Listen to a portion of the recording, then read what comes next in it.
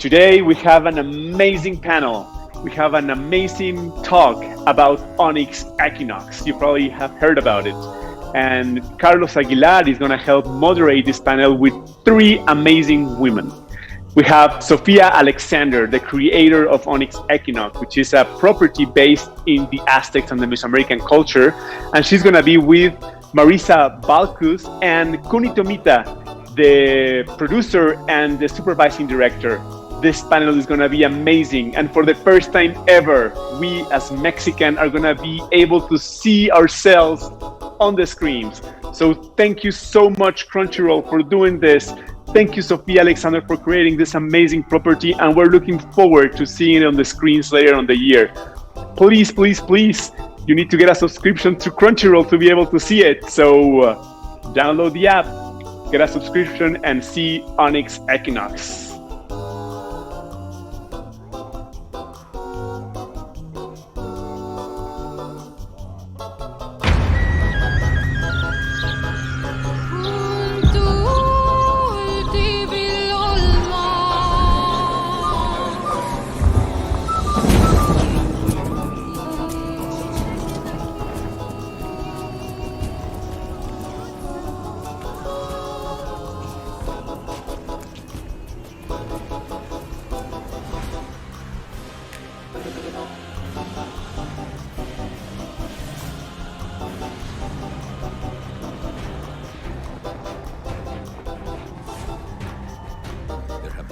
For as long as we can remember.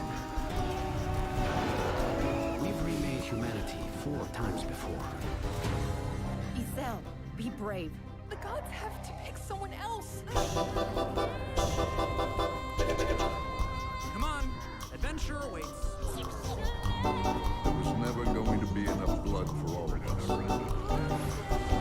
us. So, let's make a bet of it. And the stakes? Our lives.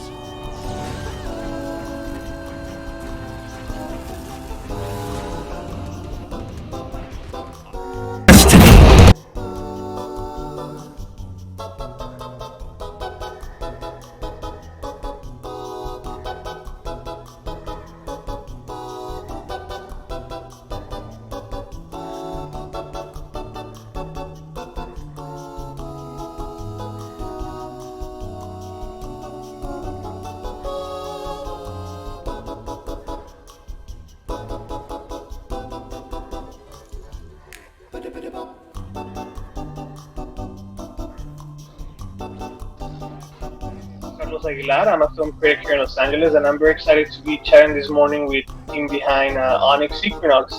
Thank you guys for being here with us today. If I could have each of you introduce yourselves briefly, that would be great, so our viewers can know a little bit of your role in the show.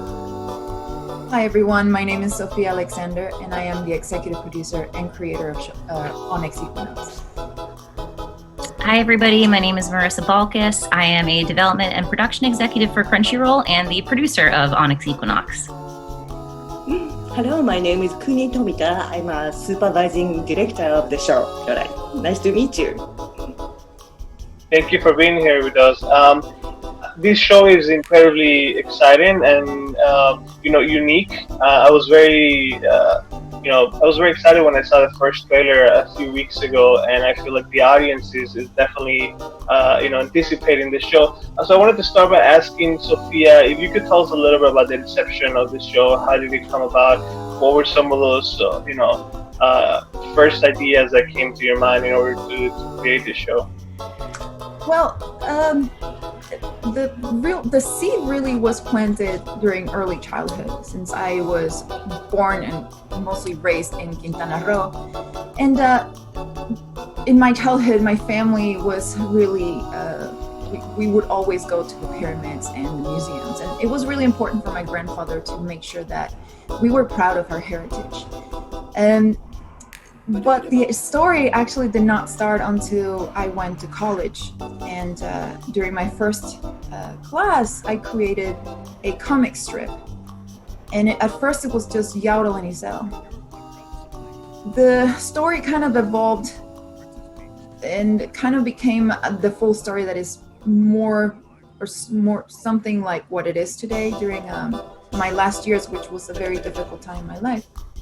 The inspiration behind this is not just the experiences I've had, but also the need for me to see an epic fantasy set in a Mesoamerican Mexico, because I've seen it so much in European-centric fantasies. We're so used to that, or even Roman or Greek.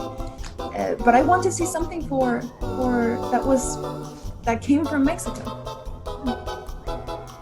What was the biggest challenge when you were approaching the different cultures that we will be seeing in the show? Was it sort of like a short list that you had of the civilizations that you wanted to explore, or were there some that worked better for certain things? What was the sort of the challenge of creating a show that goes through several civilizations and cultures? Well, I think the main challenge for me as a storyteller is to create characters that are relatable.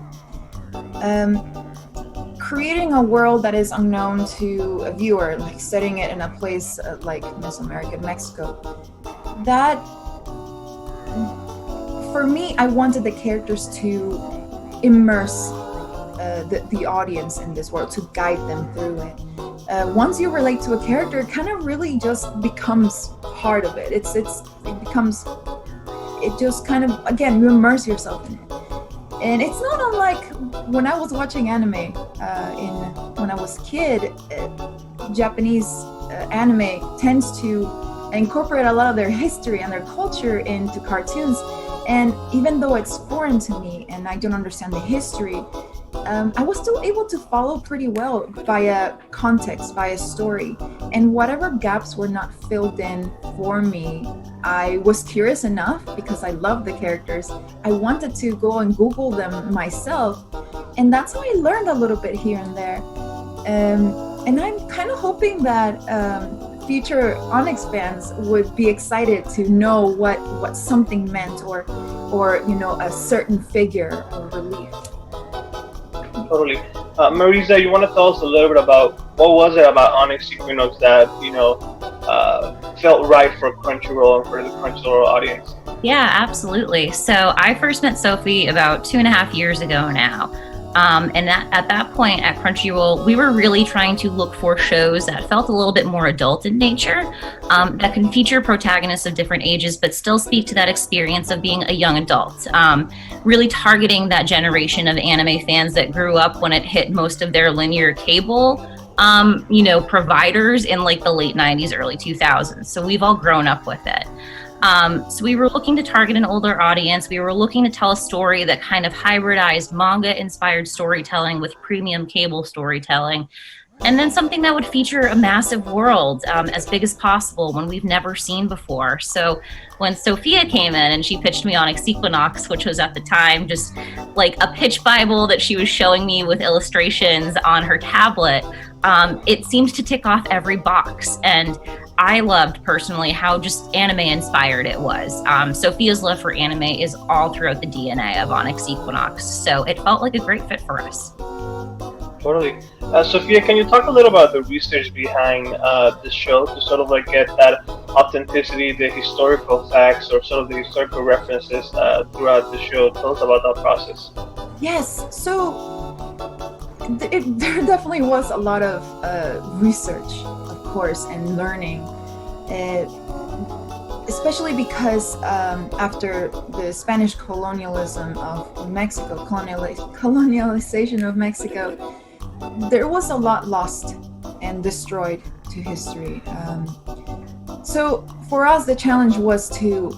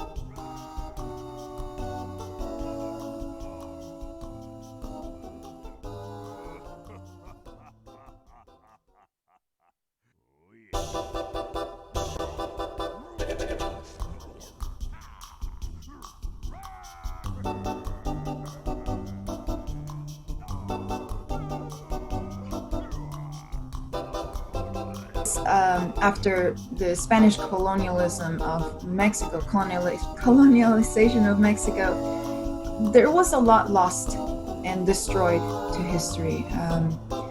So for us, the challenge was to figure it out, and we were really lucky to have Dr. Kirby Farah to consult. And she really was there throughout like the development and even script process of making of Onyx. It was really her help was key to us being able to authentically create a fantasy based on a real culture, real people. And it was really amazing seeing those who do not know Mesoamerican culture or Mexican culture to learn all of this. And so much so that just like I mentioned before, we're like, I hope I hope Onyx fans become just so excited about Onyx that they will want to research. And that's exactly what happened with our show, is that one of the directors even came to me and they're like, hey, I found this. Do you think we can somehow use it? And she actually did an amazing job. She showed me where she found it, where she got it from. And we actually ended up putting it in one of the episodes. And that to me is the kind of stuff that really gives it a true voice. Yeah, to add to that, I think what was one of the coolest parts of the process was not just research as fact-checking and foundational knowledge, but research as inspiration. I'll never forget one moment when our archaeologist consulting with us was showing us a presentation of different weapons and artifacts and tools that were used, I think in Mixtec times. And there was this one item that was called a tekpano, which is a little obsidian blade, flint blade, and it has like an eye and a mouth, and it was traditionally used for bloodletting or sacrifice or any of that. And that became a character within the show. We saw it, we said, oh my god, this is anthropomorphic, this has a face, this can be a part of Onyx Equinox. So whereas sometimes like people would have just seen it in a museum and maybe passed by it, we made it into a character. And that is one of the most rewarding parts of this journey for me in particular. Absolutely. Kuni, do you want to tell us a little bit about, how did you approach the show based on all these cultures and the elements that you had at your disposal? How was that process for you to work in the show? Okay, so first off, my background is I was an animator back in Tokyo. I worked on lots of Japanese domestic shows, TV series, and then feature animations. And I always loved mythologies and legends and all that kind of stuff. And when I first saw this Onyx Equinox, and it's just like, oh my gosh, this is something I really wanted to do like all my career for a long time. And then, I've been here in the US for about 30 years now, but and in this industry, animation industry, but as everybody knows, the anime, Japanese anime and American animation is a little different. We have different approach to create the show. So as this show as anime inspired show, so I had to bring my experience as Japanese animator to do, okay, let's try, more like Japanese way of this and that. And then so that was so much fun to, okay, well, this is Mexican history or mythology, and then combined with the Japanese anime technology. It was fun, plus American animation, so like lots of mishmash of everything. And then it just became this beautiful new type of show. This is American anime, so that was my role to combine all that different elements. What were some of those elements that you brought from your time working in Japanese animation that you applied to this show? Like let's say anime moves, you know, like lots of anime moves, like a crazy pow type of, you know, things we don't do in American animation. So I got to use those techniques, and those techniques have been made, like let's say late.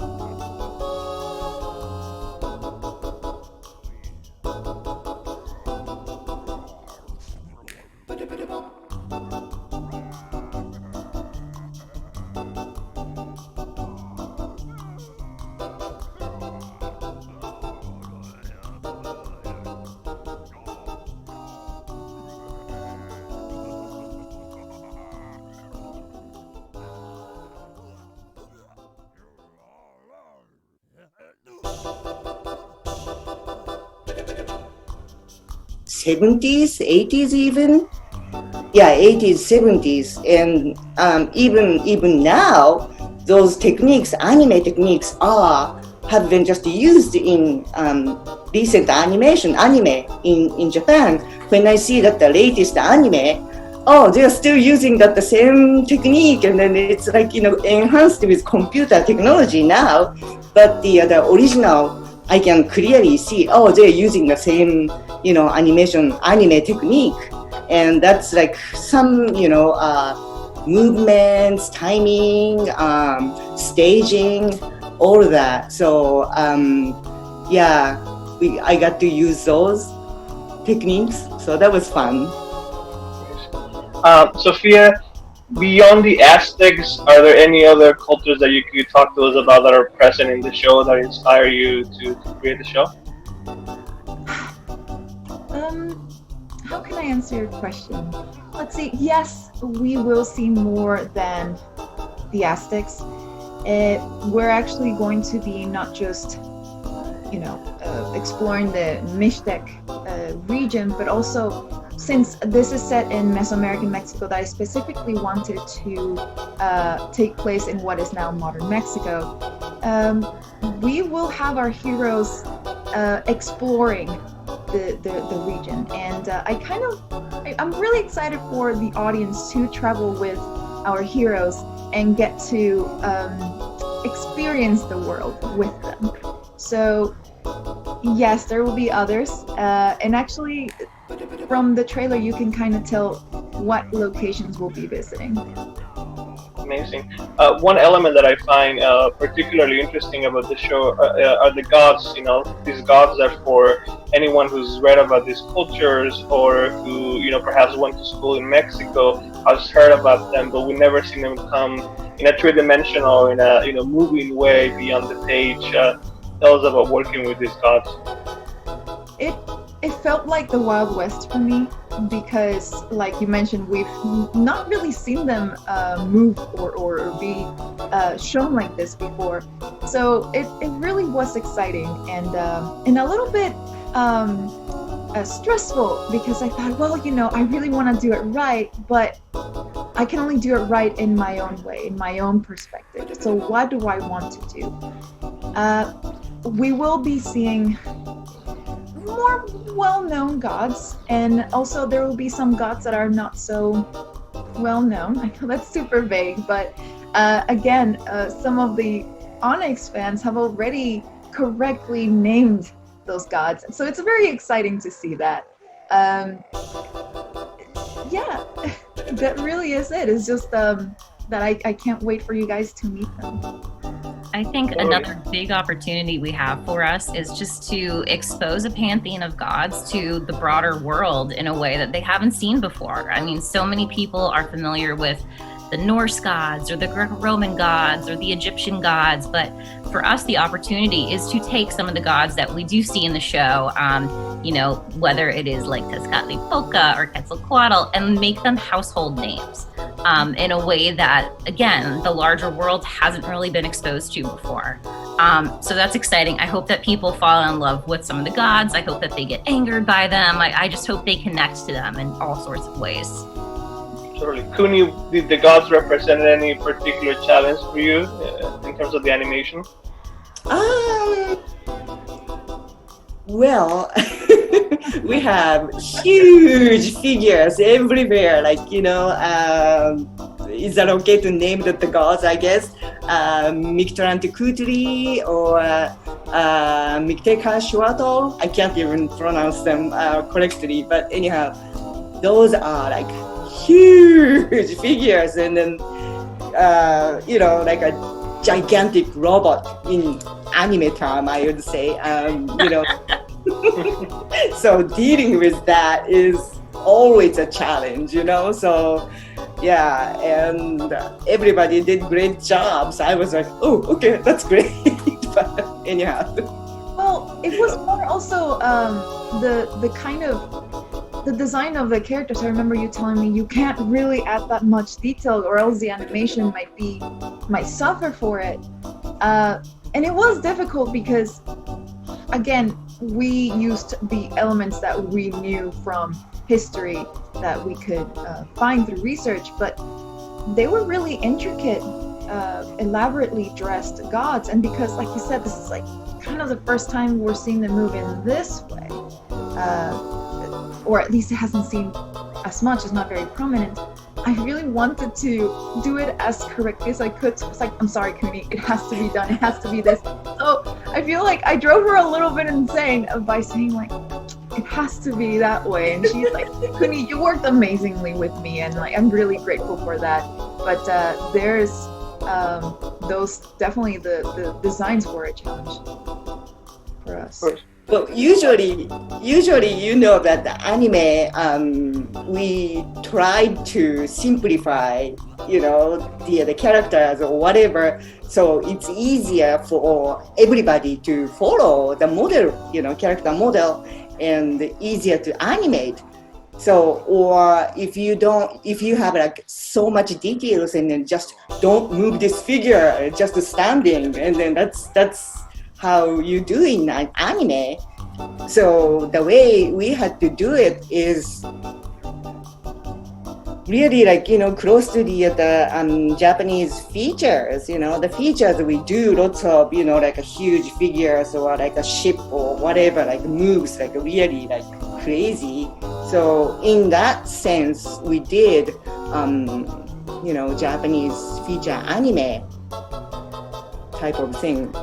And then yes, it was a killer to do all the details, and then thank you for all that animators. Like everybody worked on the show. Sophia, is it difficult to sort of translate your vision to these different stages of the process, from your vision to the animation department and the animators? That's a really interesting question. I want to say no, because everyone was so perceptive and open to listen to what I wanted, and then they added parts of themselves and parts of their ideas that just fit so organically with mine. And it was anything from a friend suggesting something to Marissa being with us in the edit bay and saying, the timing or even the colors, which are really important, or just the story did evolve from its pitch form to what we see now. The core of it is the same. The story, the characters are the same. The theme is the same. But everything else that enriches it, that's everyone's. Of course. On an emotional level, what are some of those themes that the show will be exploring that I feel beyond the specificity of the cultural elements? What are some of those themes that might be universal for anyone watching the show? Yes. So this is an adult series, not just because of the violence in it, which I feel that I have to tackle the violence aspect of it to you guys, is that this culture had sacrifices and had rituals and had a different way of living, but it's not so unlike human history overall anyway. Human history is violent. For me, it was more important to tell a story of the people. And yes, that includes the sacrificial aspects and the violent aspects, but Onyx truly is a adult show because of the more emotional or psychological things that we are going to be tackling. Isel go through. It's going to be a really difficult journey for us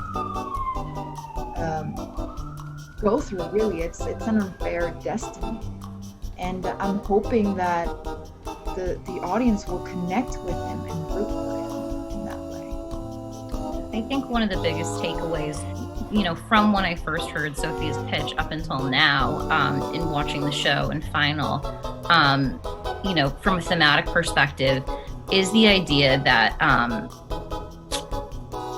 we live in a time nowadays, and I think it comes through in the show, where some of us in the world feel very powerless to change our circumstances around us, because either the people in power prohibit us from changing, or we prohibit ourselves from changing because we're on our own emotional journeys. So how do we as individuals, and also as found family or groups, kind of band together to overcome these obstacles? I hope that is a relatable theme for many of our viewers.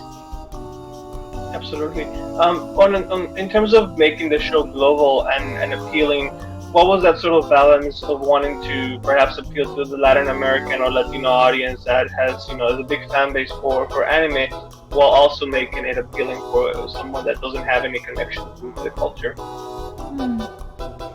Well, there are, for globalizing it, again, I feel that I kind of touched up on that a little bit on another question, which was relating to the characters. For the more familiar storytelling that anime is known for, it was the slow storytelling. It's a slow-paced storytelling.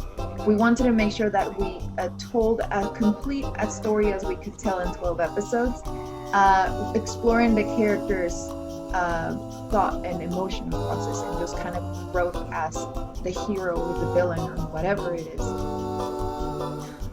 The anime kind of nod that we have besides storytelling, it's more like how we elevate the stakes, how we have like the hero who is almost I grew up with shonen. That's what I liked, and that's what was familiar to me. So this is kind of that hero from a shonen series. For global, again, I feel that the characters being relatable is what's going to be able to immerse people into this new world that they're not familiar with. Or at least that is my hope. I also think that some of it comes from, some of it also comes from just the approach to the world building. While it is extremely distinctly Mesoamerican and grounded in that history, that mythology, that folklore, and that research, it's also a fantasy show, and there are some fantastical elements. And I think that kind of, as Sophia mentioned, shonen protagonist meets fantasy-inspired world structure will appeal to viewers of any sort of genre programming. So I think that they will be more familiar with the world of the show, despite its distinct setting, than they might initially hope. Marisa, was there a specific sort of intention to appeal to that audience, to Latin American audience and Latino audience, while at the same time making it global? There's very few shows still focused in this particular community. Oh yeah, absolutely. I think just entertainment in general has always seen Latin America as such a huge growth audience. So, it makes sense if you're a global service to want to target and serve the Latin audience in a really meaningful way. But for us in particular too, we acknowledge the opportunity that just Latin America loves anime. They had so much more local access to anime on their TV than many other countries in the world did at any given point in time. I mean, Sophia, you growing up in Mexico, tell me stories of the shows that you were able to watch, like Saint Seiya, which we never had in the United States. So I feel like there's just so much more of an appetite in Latin America for these anime-inspired stories. So we thought, why not make something for them? So I mean, Sophia, maybe you can speak a little bit to the experience of how much anime exposure you had growing up. My experience with anime in Mexico, it really was, my first anime I was exposed to was Caballeros del Zodiaco, which is Saint Seiya, as you said. But anime in Mexico was so diverse that at times I did not know it was anime at the time. I grew up with Mikan, which is a story of a cute cat that, helps a boy. There's Candy Candy, there's Heidi, there was also Arale, of course Dragon Ball, Astro Boy. Just, again, it was so normal to see anime in cartoons. For me, it was almost like I noticed a difference when I started watching American cartoons, and I did notice the difference in like storytelling.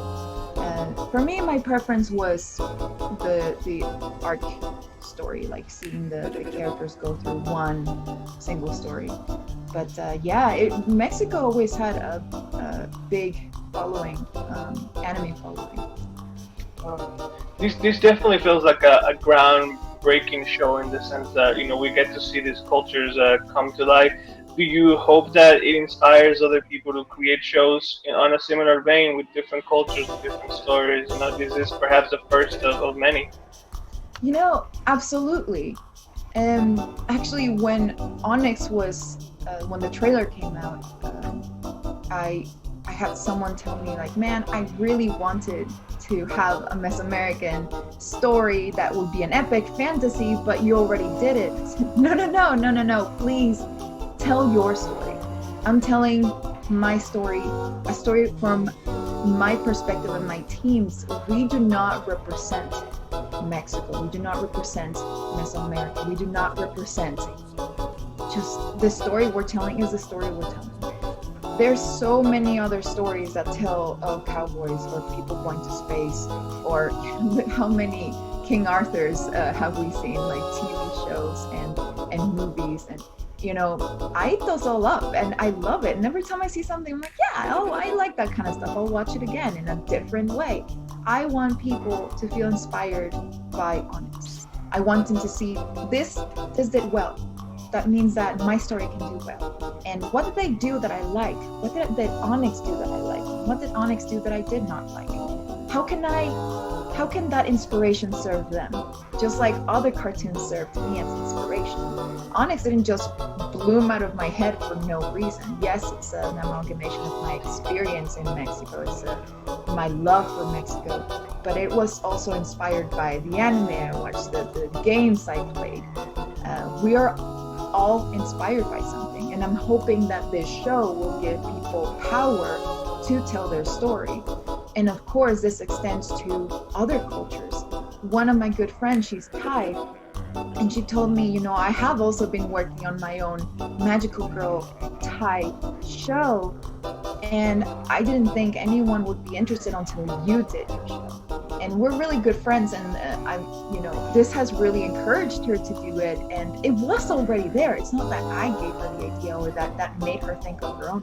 It was already there. But there is definitely a kind of insecurity of presenting this new idea when you only see the same kind of thing come up in cartoons. At least that was what it's like for me. I thought no one will care about this. Onyx is, this year it's 13 years old. And back from 2007 till now, it's changed so much, and it's all thanks to the inspiration of other cartoons I saw. So I'm really hoping that this will inspire others to create their own stories, not just set in Mesoamerican Mexico, but also around the world. Totally. To add to that, Go ahead. Oh, sorry. I was just going to add to what Sophie had said, because I think, just beyond inspiring other people to tell stories set in this time. I think we just want to inspire people to fall in love with Mexico too, in a way they maybe haven't before. I think what I've always loved about anime is the idea of anime tourism, where you see something in an anime and then you go to Japan and you're like, oh my gosh, I'm at the stairwell where this happened, or I'm in the train station where this happened. Our hope is that the real locations that we visit in Onyx Equinox can promote that kind of tourism in the same way. Like, oh my gosh, I'd love to go to the pyramids in Uxmal one day.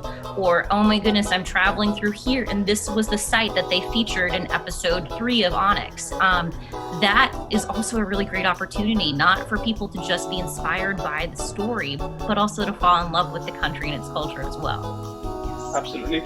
Marisa, can you tell us a little bit about the voice cast and how that was selected? Yeah, absolutely. So from a voice casting perspective, our intention was absolutely to try to get as many Latinx voices as possible within the cast. So it's a very heavily majority Latinx cast, which is really exciting. But also a big priority was for us to promote new voices as well. So for many of the cast, this is kind of like their first big time role. And I think just being able to elevate those new voices, inject some more talent into the voice acting talent pool is, again, just like a huge opportunity for us. So I'm really excited for you to hear these characters in action, because I think our voice cast did a really great job. And the best part about it is we'll also be able to hear them in different languages as well, because we will have a global dub of the show. So it doesn't just extend to the English voice cast. We will have many, many languages to show as well. Amazing. Before we wrap, I wanted to ask Sophia, what can you tell us about the first episode, without, of course, revealing too much? What can audiences expect to see in that first encounter with Onyx Equinox? Well, it's a big introduction to the world, and we jump right into the action within the first 4 minutes of the show. One of my favorite aspects, and Marisa has mentioned it to me many times, is that we really like that we went for the special effects. We used glyphs, or we were inspired by the reliefs, or inspired by elements that we found specifically from that culture, or specifically from a region, or colors that they used. Please just appreciate the environment, the atmosphere, but of course, like, take a close look at some of the special effects that involves the gods, because they were taken from specific glyphs, and I think that was really cool. I like that kind of graphic element we used. But if that answers your question, I would like to add something that I feel it's important to touch upon, is that Onyx is a story about Giselle, who is a young boy that was forced to take on a near impossible challenge through a very vulnerable and impressionable time of his life. He had just lost his sister to a sacrifice. He has deep grudge and apathy towards humanity for this, because he has no one left. He falls into this, he has this trauma, this psychological, mental trauma, and he falls metaphorically and literally into this deep hole. And for us as the audience, we have been in moments like those where we want to stay in that darkness, because we look up and it's so high up to bring yourself up and come out of that darkness. And I wanted to show Isel, a sweet, kind, very normal boy, to rise up to the occasion and triumph. I want people to connect with him and see him go through with it, and know that he feels what they feel, and he still managed to come out of it. I wanted, when I created Giselle, I wanted him to be a boy specifically because as important,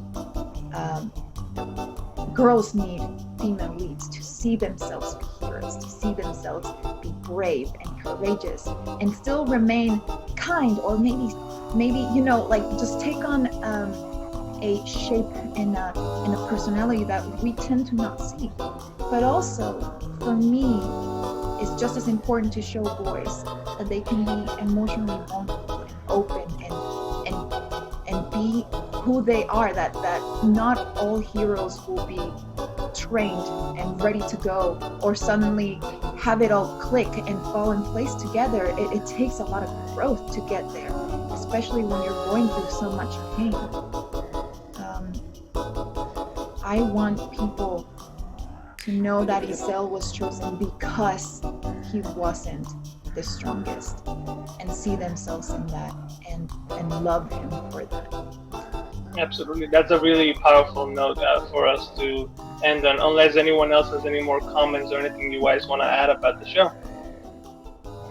No, Sophie just nailed it. How do you follow that up, right? Right. Well, thank you so much, Sophie and Marisa Cuny, for your time, and I'm sure that the audience is very excited to see the show in a few weeks, months. So hopefully we'll have a conversation once we know more details and we get to experience this show that you've created. Thank you so much. I appreciate your time. Thank you. Thank you, guys. Arigato. Thank you so much, Crunchyroll, for giving us the opportunity to learning from these amazing women everything that's behind the scenes about Onyx Equinox. And thank you, Sophia. Thank you, Marisa. Thank you, Cuny, for sharing all this knowledge with us. And please, people at Pixelatel, remember that there are many activities. We have the Coffee with Oli Jones, like as practical effects supervisor. We have also You Can't Miss This Talk with Nikki Lopez about Santiago of the Seas and the journey to development to become a showrunner. We're also going to have recruitment from Mighty and Exodo. We have an amazing panel about women, the present and future in the animation industry. Please don't forget to go to the Quebec booth also at our expo. They're going to be doing interviews and giving away information for free from 1 o'clock to 3 o'clock today. So don't miss it. And